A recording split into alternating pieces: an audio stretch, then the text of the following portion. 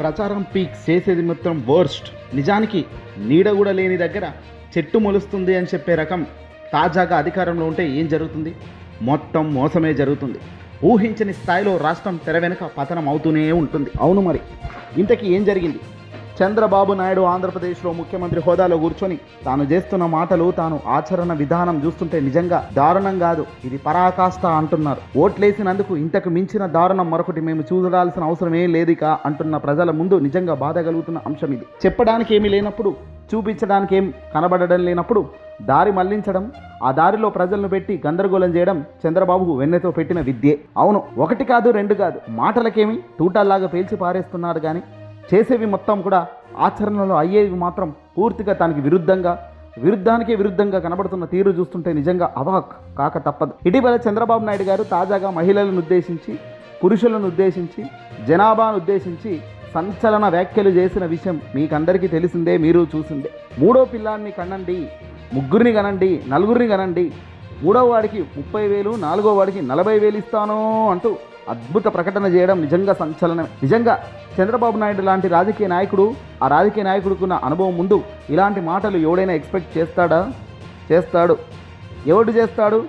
దారి మళ్ళిన దానయ్య చేస్తాడు, తెలివి తక్కువ దద్దమ్మ చేస్తాడు. ఇంతకు మించిన మాటలు, ఇంతకు మించిన ఆచరణ ఇంకా అసాధ్యం. అంటే ఒక స్థాయిలో ఎవడా దొంగ అంటే నేను అనేది పోయింది, డైరెక్ట్ నేనే అని చెప్పే పరిస్థితికి వచ్చేసింది.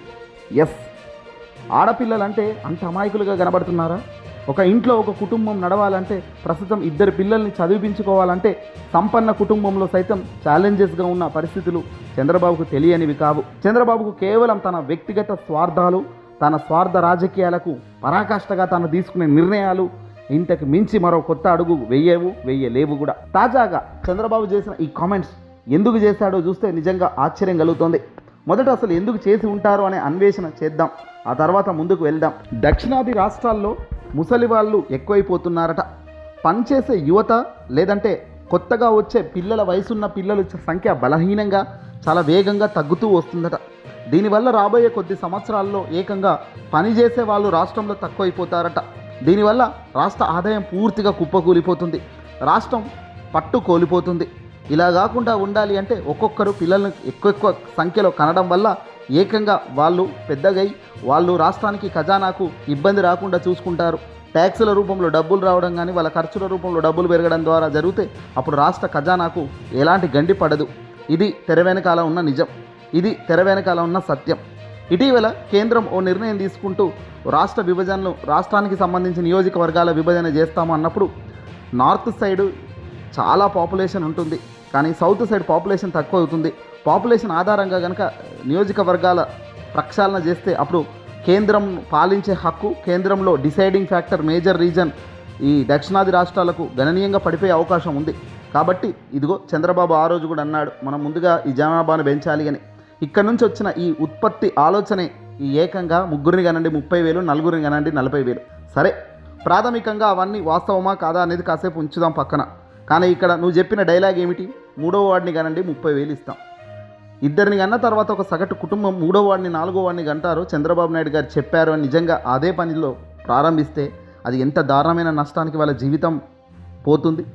30,000, 40,000 ఈరోజు ఎంత చిన్న అమౌంట్. ఒక పిల్లగాడు పెరిగి పెద్ద కావాలంటే 30 సంవత్సరాలు పడుతుంది. ఈరోజు ఆ 30 సంవత్సరాలు భరించాలంటే 30,000 ఏ రకంగా సరిపోతుంది, 40,000 ఏ రకంగా సరిపోతుంది? అంటే ఎంత దారుణంగా ఒక మహిళల పట్ల వివక్ష. ఎవడైనా నా మాట వింటాడు, నేను ఏది చెప్పినా వింటాడనే కదా ఇది మాటలు వస్తున్నాయి. గతంలో కూడా ఇదే మాదిరిగా ఎన్నికల సమయంలో సూపర్ 6 అన్నావు, ఎన్టీఆర్ భరోసా పెన్షన్ అన్నావు, దీపం 2.0 అన్నావు, ఉచితంగా 3 గ్యాస్ సిలిండర్లు అన్నాడు, మహిళలకు ఉచిత బస్సు ప్రయాణం అన్నాడు, తల్లికి వందనం అన్నాడు, అన్నదాత సుఖీభవ అన్నాడు, యువగలం నిరుద్యోగ భృతి నెలకు 3,000 అన్నాడు. ఏ పని చేయని చంద్రబాబు రేపొద్దున జన్మనివ్వంగానే 30,000 టేబుల్ మీదకి తెచ్చి పెడతాను, జన్మనివ్వంగానే 4వ వాడిని 40,000 అంటే ఇది ఒక చీప్ దరిద్రపు ప్రకటనలు కాదా? ఉన్నవాడికి దిక్కు లేక, ఉద్యోగాలు లేక, పేదవాడు అట్టడుగు స్థాయికి పోతున్నప్పుడు నీకు కనకరం లేదు, వాడిని రక్షించుకునే దానికి నువ్వు ఒక స్కీములు పెద్దవి పెట్టింది లేదు, చేసింది లేదు. పైగా కొత్తగా వచ్చే జన్మనిచ్చి వాడిని చెడగొట్టాలంటున్నావు. 3, 4 జన్మనిచ్చి వాళ్ళని భూమి మీదకి తెచ్చి ఆ భారం భూమికి, ఆ భారం తల్లికి, ఆ భారం తండ్రికి సరైన ఆర్థిక వెసులుబాటు లేదు ఆర్థిక క్రమశిక్షణ లేకుండా కుటుంబ నియంత్రణ ఏది లేకుండా ముగ్గురు నలుగురిని అనుకుంటూ పోతే ఆ కుటుంబం రోడ్డు మీద పడి అడక్క తినే పరిస్థితి వస్తుందా రాదా అన్నది మీరు ఆలోచించాలి. అంటే మీ వ్యక్తిగత రాజకీయ స్వార్థాలకు రేపొద్దున దేశ స్వార్థాలకు మీరు ఏదైనా చెప్తారు, కానీ ఇక్కడ సామాన్యుడు నార్మల్ లైఫ్ లీడ్ చేస్తే ఉన్నాడు, రోజు కూలీ చేసుకుని డబ్బులు తీసుకుంటూ ఏదో తింటూ బతుకుంటేవాడు. నీ మాటల్ని ఇన్స్పిరేషన్గా తీసుకొని చంద్రబాబు చాలా పెద్దవాడు, ముఖ్యమంత్రి స్థాయిలో మాట అన్నాడు కదా అని రెచ్చిపోయితే నిజంగా వాడి పరిస్థితి ఎంత దారుణంగా పోతుందో చూడండి. నువ్వు ఇచ్చే ఒక్కోసారి ఇచ్చేది పోనీ నెలకు 30,000 30 సంవత్సరాలు వచ్చేదాకా ఇచ్చేదానికి ఏమైంది మరి?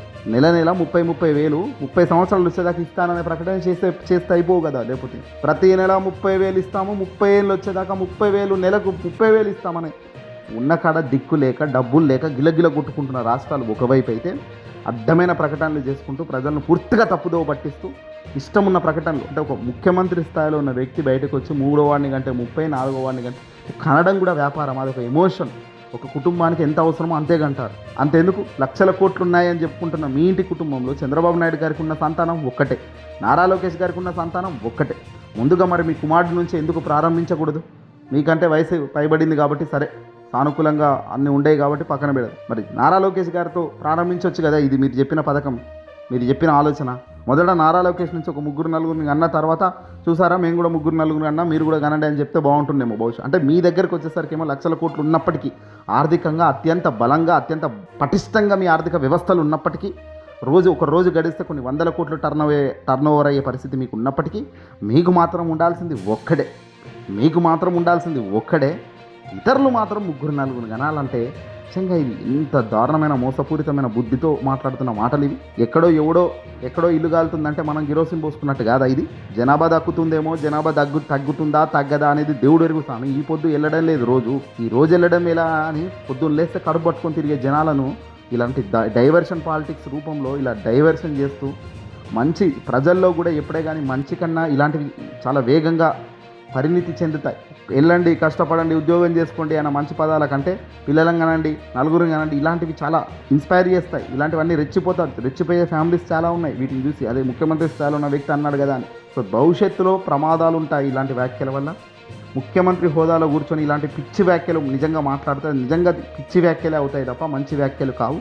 వాస్తవానికి ఒక కుటుంబం తన కుటుంబ నియంత్రణలో భాగంగా ఒకరి లేదా ఇద్దరిని కంటారు, అంతేగాని చంద్రబాబు నాయుడు చెప్పిండానో ఎల్లయ్య పుల్లయ్య మాట్లాడుతున్నానో ఎవడో ఎందుకు చెప్తున్నాడో 30,000 ఇస్తాడని ఆశపడి పిల్లలను కంటే మాత్రం మనం కుటుంబమే రోడ్డు మీదకి వచ్చే పరిస్థితి ఉంటుంది.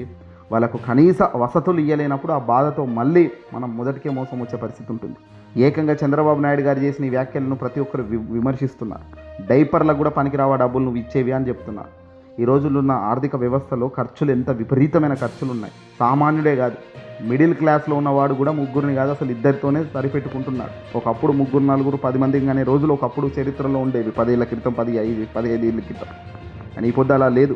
ఒకరు లేదా ఇద్దరిని కానీ ఆ ఇద్దరికి చక్కటి భవిష్యత్తు ఇస్తే చాలు, అంత పరిణితి చెందిన లైఫ్ స్టైల్ ఇస్తే చాలు, వాళ్ళకి కావాల్సిన అన్నీ మనం సమకూరిస్తే చాలు. అదే 10,000 అనే కుటుంబాలు ఈరోజు కొన్ని లక్షల్లో ఉన్నాయి. చదువుల్లో కానీ ఇక్కడ భారతదేశం ఇతర దేశాలను మనం ఇన్స్పైర్ చేసుకున్న, చైనాలో వేరేలాగా ఇస్తున్నారు, జపాన్లో ఇస్తున్నారు అంటే అక్కడ విద్యా వ్యవస్థలు ఎలా ఉన్నాయో చూడండి వెళ్ళి. అక్కడ గవర్నమెంట్ వ్యవస్థ ఎలా నడుస్తుందో చూడండి వెళ్ళి. అక్కడ హాస్పిటాలిటీ వ్యవస్థ ఎలా నడుస్తుందో చూడండి. ఇక్కడ మనకు ఉచిత విద్య లేదు, ఉచిత వైద్యం లేదు. ఎంతసేపు దోచుకో పంచుకో తినుకో అనే ప్రారంభం. ఎవడి స్వార్థం వాడికున్న రాజకీయం ఇక్కడ. మరి ఇలాంటి కార్యక్రమంలో 3 కానీ 4 కానీ రోడ్డు మీద వేసి ఏకంగా వాళ్ళకేం పెట్టలేక వీళ్ళేం చేయలేక అల్టిమేట్గా ఏం జరుగుతుంది? ఫస్ట్ ఆఫ్ ఆల్ ప్రజలకు ఆర్థిక భరోసాని ఇవ్వాలి. ఆర్థికంగా ప్రతి ఒక్క కుటుంబాన్ని పెంచాయా ఇన్వెస్టిగేషన్ చేసి 40 ఏళ్ల చరిత్ర కలిగిన రాజకీయ నాయకుడివి, పరిణితి చెందిన వ్యక్తివి, అనుభవం ఉన్న వ్యక్తివి. కానీ అనుభవం అంతా కూడా నీ వ్యక్తిగత స్వార్థాల కోసం, నీ వ్యక్తిగత ప్రయోజనాల కోసం ఇవి ఖచ్చితంగా పోతున్నాయి తప్ప ఇంకోటి కాదు. దేశంలో ఏ రాష్ట్రంలో ఏ ముఖ్యమంత్రి చేయని వ్యాఖ్యలు ఇవి. 3 కంటే 30, 4 కంటే 40, 5 కంటే బహుశా 50 అని చెప్పలేదు. మరి అది ఇస్తారో లేదో తెలియదు. ఇలాంటి వ్యాఖ్యలు తన వ్యక్తిగతంగా విమర్శించడానికి కాదు, తన యొక్క ఆలోచన విధానం చూడండి. ఒక మహిళకి ఈరోజు 2 కనడానికి మహిళ ఆరోగ్యం సరిపడలేదు. 30 ఏళ్ళు పడుతుంది పెళ్ళిళ్ళు కావడానికి, 25-30 ఏళ్ళు కెరియర్ సెట్ కావడానికి. 25-30 సంవత్సరాలు 35 సంవత్సరాలు కెరియర్కే పోతుంది. చాలా మంది కెరియర్ సెటిల్మెంట్ కాలేదు కాబట్టి వివాహం ఆలస్యం అవుతూ చాలా మంది ఇబ్బంది పడుతున్న కార్యక్రమం ఉంది. ఆర్థికంగా నలిగిపోతున్నారు ప్రజలు. ఇవన్నీ పక్కన పెట్టి మనకి మాలిన మాటలు మాట్లాడుతూ పోతున్న వాళ్ళని నిజంగా ఏం జరగాలి? ఈ దేశంలో ఈ రాష్ట్రంలో జరుగుతున్న దారుణమైనది ఏంటంటే, ఒక పరిణితి చెందిన వ్యక్తిగా ముఖ్యమంత్రి హోదాలో ఉండి ఏఐ యుగంలాగా పనిచేసే వ్యక్తి కావాలి. ఇప్పుడు అవుట్డేటెడ్ పొలిటీషియన్స్ ఉంటే ఇలాగే ఉంటుంది. వ్యవస్థలు శూన్యమైపోతాయి. ఆర్థికంగా పూర్తిగా కుప్పగూలి పరిస్థితి ఉంటుంది. ఈ వీడియోని అసలు ఎక్కడి షేర్ చేయండి. మార్పు మీ నుంచే రావాలి, మనందరి నుంచే రావాలి.